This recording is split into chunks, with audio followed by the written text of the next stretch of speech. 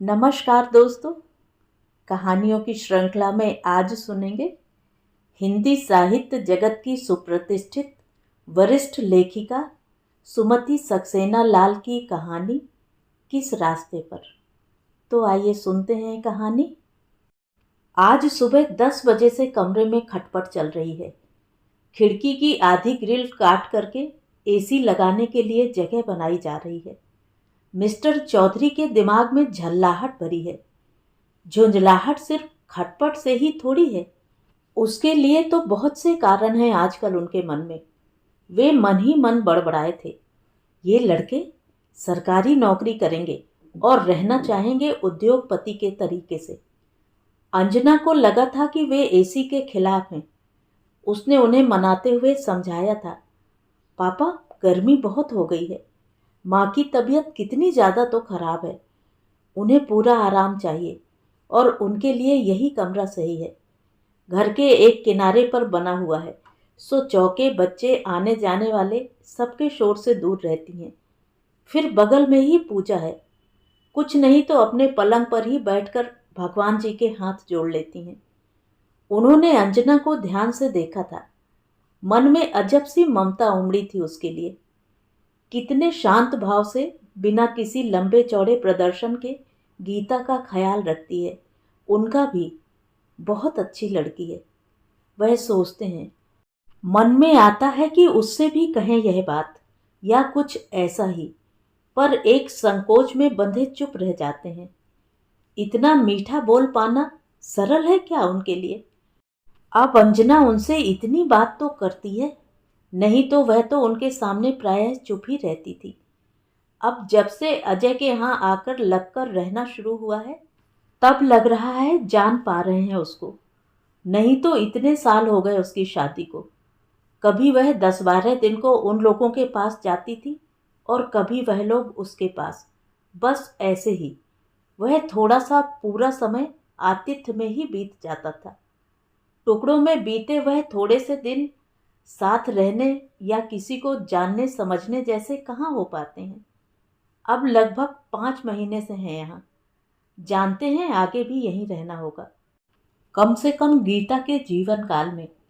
वे दोनों बड़े अधिकार से रह रहे हैं यहाँ, जैसे हमेशा से यहीं रहते रहे हों। बीमारी की पीड़ा के बीच भी गीता के चेहरे पर अजीब सा सुकून रहता है, जैसे अंततः अपने घोंसले में पहुंच जाने का चैन। उन दोनों की कोई भी इच्छा आवश्यकता उनके बोलने से पहले ही पूरी हो जाती है।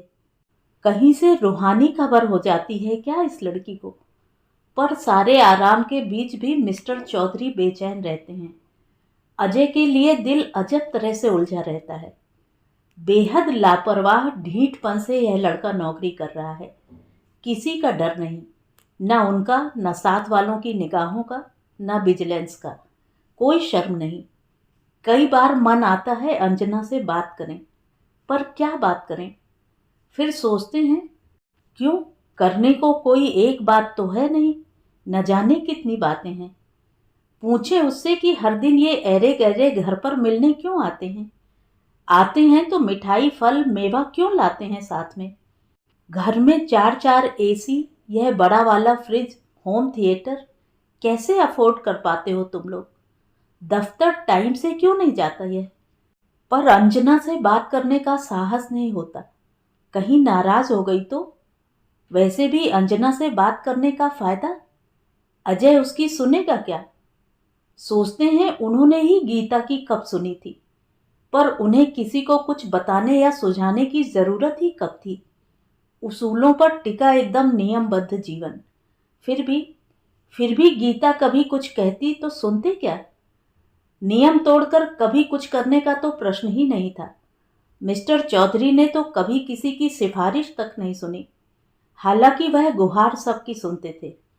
कोई अपील करता तो फाइल पर पूरी मेहनत करते, पर्सनल हियरिंग देते और पूरा न्याय करते। आजकल उन्हें जीवन में बीते हुए न जाने कितने प्रसंग यूं ही अनायास ही याद आते रहते हैं। शायद एकदम खाली समय है उनके पास, इसलिए। अतीत याद करने के अतिरिक्त भला काम ही क्या है उनके पास? अपने केस के सिलसिले में किसी एके निगम ने मिस्टर चौधरी को पत्र भेजा था।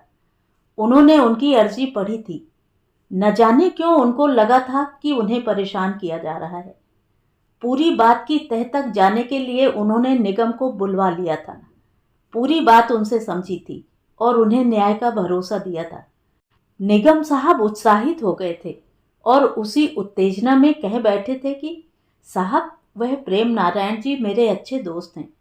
उनकी भ्रकुटी चढ़ गई थी। कौन? जी, प्रेम नारायण, आपके साले साहब। मिस्टर चौधरी को लगा था कि निगम अपने केस की पैरवी नहीं, सिफारिश कर रहे हैं। उनकी आवाज तेज हो गई थी, जैसे चिल्ला रहे हों। कोई तारीफ नहीं कर रहे हैं आप अपनी? आधी दुनिया उनको जानती है। आपने अपनी यह तारीफ पहले बताई होती तो मैं आपको यह व्यक्तिगत समय नहीं देता। निगम साहब घबराकर उठ खड़े हुए थे। कुछ कहना चाहते रहे, पर जैसे सही सही वाक्य न गढ़ पा रहे हों। बगल के कमरे से बड़े बाबू दौड़े हुए आए थे और उन्होंने निगम साहब को जाने का इशारा कर दिया था। शाम को प्रेम आए थे, सीधे गीता के पास अंदर चले गए थे। दोनों में न जाने क्या बातें होती रही थीं। बीच बीच में अजय की आवाज आती रही थी। वह चुपचाप दूसरे कमरे में बैठे रहे थे। वह जानते हैं कि अंदर किसी को उनकी जरूरत नहीं है। यह जानते हैं कि अब कुछ दिन तक गीता का उतरा चेहरा देखकर परेशान होते रहेंगे। वह बड़ी ईमानदारी से सोचते हैं कि कुछ भी तो गलत नहीं करता मैं। फिर यह रिश्तेदार, दोस्त और पड़ोसी आए दिन गीता के पास उनकी शिकायत लेकर क्यों पहुंच जाते हैं? गीता क्या करेगी? गीता की उन्होंने सुनी ही कब है? फिर भी सोचते हैं, फिर भी क्या? फिर भी जानते हैं कि वह गीता से सिर्फ प्यार ही नहीं करते, उससे डरते भी हैं। यह बात गीता भी नहीं जानती शायद। वह तो जहां उनकी भ्रकुटी तनी देखती है वहां एकदम मौन साध लेती है और उनकी भ्रकुटी उनके अनचाहे भी आए दिन तन ही जाती है। वह समझ नहीं पाते कि वह अपने तीखे मिजाज का क्या करें। गीता चुप रहती है तो चाहे सारी दुनिया बोलती हो, उन्हें सन्नाटा ही लगता रहता है। पूरी दुनिया ना समझे उन्हें कोई बात नहीं, पर गीता क्यों नहीं समझती उनको? बगल के कमरे से अजय का बड़बड़ाना सुना था उन्होंने। बहुत ईमानदार हैं, सो वॉट? अपनी ईमानदारी का घमंड हो गया है पापा को। इससे तो 1000 गुना अच्छा था कि होते बेईमान। उन्हें लगा शायद गीता ने डांटा है उसे। वह उठते उठते रुककर बैठ गए थे। वह गीता के सामने किसी संवाद में नहीं पड़ना चाहते थे। वह जानते थे कि एक बार मुंह खोला तो कुछ भी बोल जाएंगे, अपने आप को जब्त कहाँ कर पाते हैं। और यह अजय भूल जाता है कि वे उसके पिता हैं। पूरे समय गीता ने उनसे इस बारे में कोई बात नहीं की थी। रात को सोने से पहले उसने एक बार उनकी तरफ देखा था। किसी भले आदमी का नुकसान सिर्फ इसलिए मत कर देना कि वह मेरे भाई का दोस्त है। मिस्टर चौधरी हड़बड़ा गए थे। मैं किसी के कारण कुछ भी नहीं करता, ना किसी का नफा ना नुकसान। गीता ने एक बार तेज निगाह से उनकी तरफ देखा था। खैर, वही बेहतर है। उसके बाद वह काफी दिन चुप चुप और उखड़ी सी रही थी। मिस्टर चौधरी से टक्कर लेने के गीता के अपने हथियार हैं, जिनसे वह सच में बहुत पराजित और अकेला महसूस करने लगते हैं। कभी कभी वह बहुत परेशान हो जाते हैं। आए दिन यह गीता पीड़ित जैसी मुद्रा क्यों बना लेती है? क्यों होता है ऐसा?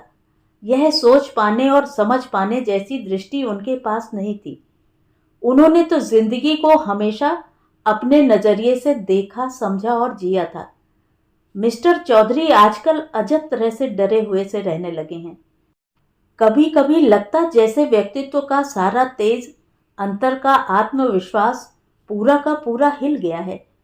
घर में किसी तरफ से भी अपने कमरे में आते हैं तो बीच की उस पतली सी गैलरी में एक तरफ स्टोर रूम बना हुआ है, जिसका दरवाज़ा निकलवाकर अंजना ने उसे पूजा घर बनवा दिया है ताकि गीता को सुविधा रहे।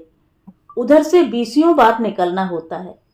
हर बार लगता है जैसे मन ही मन गिड़गिड़ा रहे हों, हे प्रभु रक्षा करना। हर बार लगता जैसे और नीचे गिर गए हों, भगवान से किसकी रक्षा की भीख मांग रहे हैं। बेटे के सम्मान की। पर क्यों? क्योंकि वह उनका अपना बेटा है। अपनी 38 साल की नौकरी में अपने सत्य और सिद्धांतों के साथ सीधे तनकर चलते रहे। अब लगता है जैसे कंधे लटक गए हैं। कभी कभी जैसे वह सिर धुनते हैं। अपने ही बेटे को कोई संस्कार नहीं दे पाए। कहाँ गलत हो गए, कैसे गलत हो गए, समझ ही नहीं पाते। उनसे कुछ भी नहीं सीखा इस लड़के ने। एकदम अपने मामाओं पर गया है। वैसा ही खान पान, वैसा ही अनियमित जीवन, न सोने का कोई टाइम न जगने का। वैसी ही सुखवादी सोच, जब तक जियो सुख से जियो। और सुख का भी कितना गलत अर्थ है इसके लिए, एकदम जानवरों की तरह। कभी कभी अपने आप को धिक्कारते हैं, फिर चुप क्यों हैं? अपने ही सवाल पर मन ही मन झल्लाते हैं। तब तब क्या करें? जब अजय नौकरी में आया था तो अपनी होम स्टेट न मिलने के कारण गीता बहुत दुखी हुई थी। पर आज मिस्टर चौधरी सोचते हैं, चलो अच्छा हुआ कि अपने प्रांत से इतनी दूर हैं वे, नहीं तो साथ वालों का सामना कैसे कर पाते। और उनके जूनियर्स जो अब निश्चय ही अजय के अफसर होते, उनसे कैसे निगाह मिला पाते वे। गीता सोई रहती है और मिस्टर चौधरी कमरे में उसके आसपास बने रहते हैं। कभी अखबार या किताब लेकर कुर्सी पर बैठे हुए, कभी यूं ही चुपचाप भी बैठे रहते हैं, गीता की तरफ देखते हुए। गीता तो आजकल प्रायः सोती ही रहती है, शायद दवाओं के कारण या शायद बहुत ज्यादा कमजोरी के कारण। गीता जगी भी हो तब भी उससे मन की चिंता कहाँ बांट सकते हैं। अजब सी बेचैनी मन पर हावी रहती है। कभी कभी यूं ही निरुद्देश से अंदर बाहर करते रहते हैं। सोचते हैं गीता नहीं होगी तो जिंदगी कैसी होगी, पता नहीं। वे कहाँ होंगे यह भी तो नहीं पता। बेटे की जिंदगी में तो जो भी थोड़ी बहुत जगह उनकी है, वह गीता के ही कारण तो है। गीता नहीं होगी तो क्या करेंगे इस घर में, कैसे रहेंगे यहाँ? वही कहाँ रहना चाहते हैं वहाँ। वह तो वैसे भी न जाने कब से इस घर से छुटकारा चाहते रहे हैं। यहाँ तो अक्सर जैसे उनका दम घुटता रहता है। गीता के कारण ही तो पड़े हैं यहाँ, पड़े ही तो हैं। जहाँ मन विद्रोह करता रहे उसे रहना थोड़े ही कहते हैं। उनका तो कई बार मन करता है कि अपना सामान बांधें, गीता को साथ लें और कहीं चले जाएं, कहीं भी। रिटायर्ड हैं तो क्या, इतनी पेंशन तो मिलती ही है कि पति पत्नी आराम से रह सकें। फंड, ग्रेच्युटी और बचत के रुपए भी हैं ही। कम से कम उन दोनों के लिए इज्जतदार ढंग से रहने के लिए काफ़ी हैं। पर क्या करें, गीता की कैसी तो हालत हो गई है, दिन ब दिन गिरती ही जा रही है। उसे सिर्फ रोटी कपड़ा और घर ही नहीं चाहिए, उसे तो बहुत प्यार और बहुत सेवा चाहिए। खाली वैसा मन का प्यार नहीं जैसे मिस्टर चौधरी करते हैं उसे, उसके अलावा भी बहुत कुछ। उसका परहेजी खाना, थोड़ी थोड़ी देर में रस सूप, बालों में तेल लगाया जाना, आसपास कुछ लोगों का बने रहना, इतना सब वे अकेले कहाँ जुटा सकते हैं, वह भी इस उम्र में। अब वे वृद्ध हो गए हैं। हड्डियों में इतनी ताकत कहाँ है रात दिन सेवा करने की, आदत भी तो नहीं। सारी जिंदगी एक गिलास पानी कभी स्वयं उठकर नहीं लिया। रिटायर हो जाने के बाद बाहरी सुविधाएं भी वे भला कितनी जुटा सकते हैं। सो तो वे शायद रिटायर होने के पहले भी नहीं जुटा सकते थे। गीता के लिए जितना कुछ हो रहा है उसमें बहुत कुछ उनके उसूलों के खिलाफ है। अजय के अधीन आजकल 2 पब्लिक सेक्टर ऑर्गेनाइजेशन भी हैं।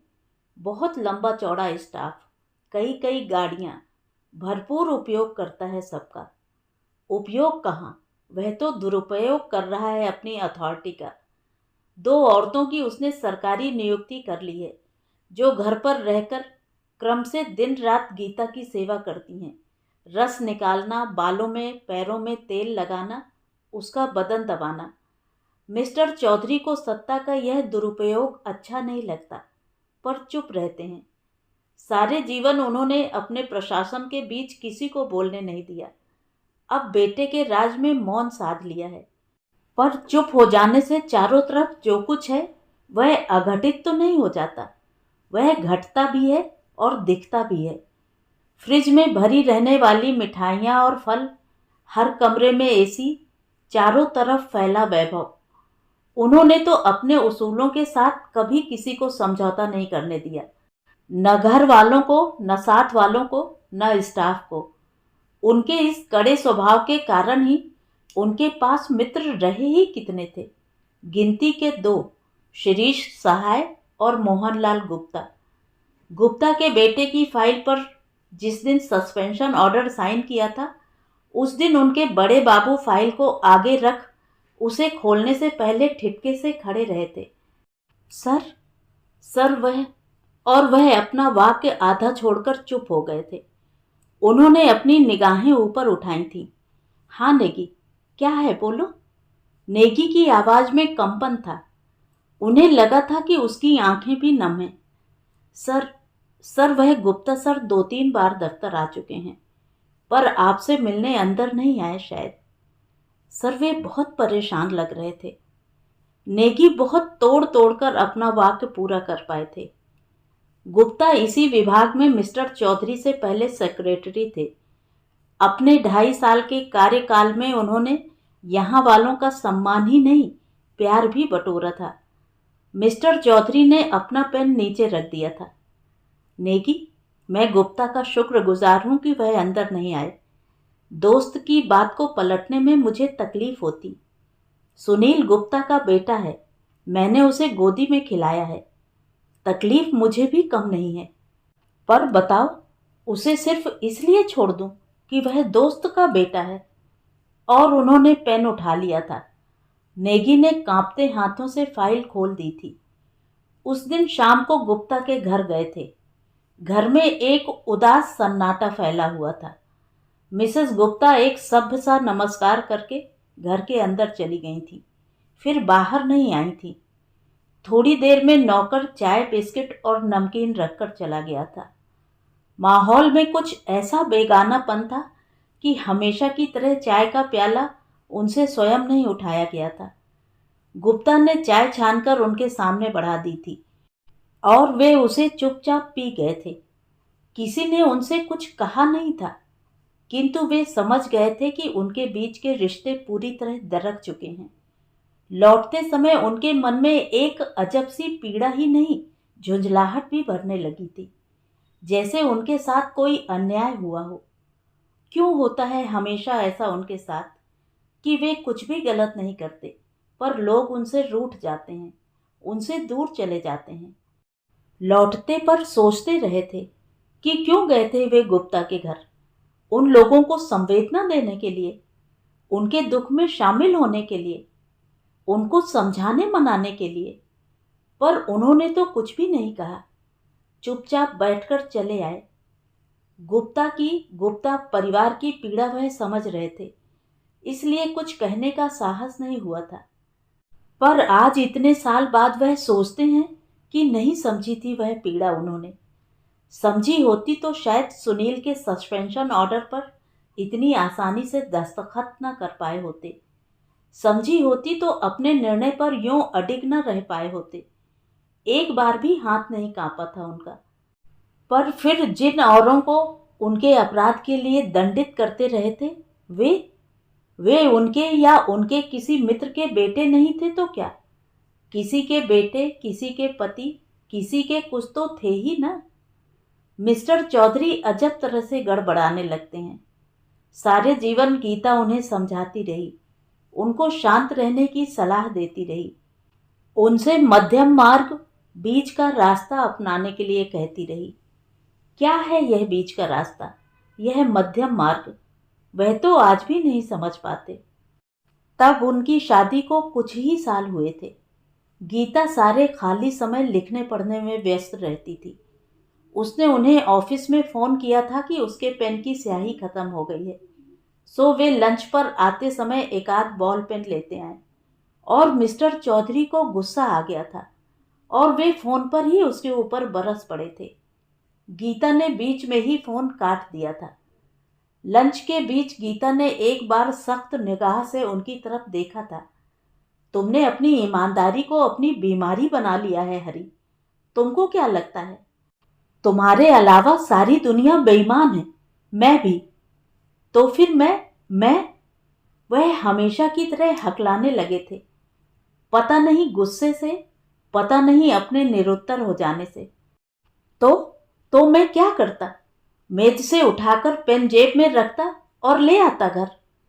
गीता ने फिर एक बार तेज निगाह से उनकी तरफ देखा था। मैंने यह तो नहीं कहा था, बाजार से भी ला सकते थे, नहीं तो शांति से ना कर सकते थे। इतनी जोर से चिड़चिड़ाना। दफ्तर में उस समय न जाने कौन कौन रहा होगा और उन सब ने न जाने क्या सोचा होगा। वह चुप हो गई थी और मिस्टर चौधरी गीता से आंख चुराए चुपचाप खाना खाते रहे थे। काफी लंबी चुप्पी के बाद वह धीमे से बोली थी, जैसे आत्मा लाप कर रही हो। हरी, तुम्हारी ईमानदारी की बहुत से लोग कदर करते हैं, मैं भी। वह जैसे फुसफुसा रही हो। पर इसे अपनी और अपने परिवार की समस्या मत बनाओ। डोंट बी सिनिकल हरी। ईमानदार होने में कुछ भी ऐसा सुपर नॉर्मल नहीं है कि उसे सबके मुंह पर फेंक मारा जाए। ईमानदारी के साथ भी दुनियादारी के कुछ बीच के रास्ते हो सकते हैं, होने चाहिए। मिस्टर चौधरी ने आंखों के कोने से गीता की तरफ देखा था। बहुत चाहा था एक बार सॉरी बोल दें, आंख मिलाकर जोर से नहीं तो कम से कम गीता की ही तरह थाली पर निगाह झुकाए बुदबुदाकर ही सही, पर नहीं कह पाए थे। गीता से बहुत कुछ सीखना चाहते हैं, पर कहाँ? वह तो अपनी ही तरह के बने हुए हैं, अपनी आदत से लाचार। बीच के रास्तों की यह बात उन्हें हमेशा चकित करती रही है, मगर उस बारे में गीता से कभी बात नहीं की। अब मन करता भी है तो उतने लंबे चौड़े संवाद के लायक गीता कहाँ है भला? मिस्टर चौधरी के लिए तो रास्ते केवल दो ही हो सकते हैं, सही या गलत। सोचते हैं यह किस रास्ते पर पहुंच गया मैं, इस पर चलना नहीं चाहता। फिर भी चल तो रहे ही हैं। कभी कभी अजब सा अकेलापन लगने लगता है इन दिनों। गुप्ता, मिसेस गुप्ता और सुनील बहुत याद आते हैं। अक्सर उन लोगों के चेहरे आंखों के आगे खिंच जाते हैं। उन्हें तो यह भी नहीं पता कि वे लोग आजकल कहाँ हैं।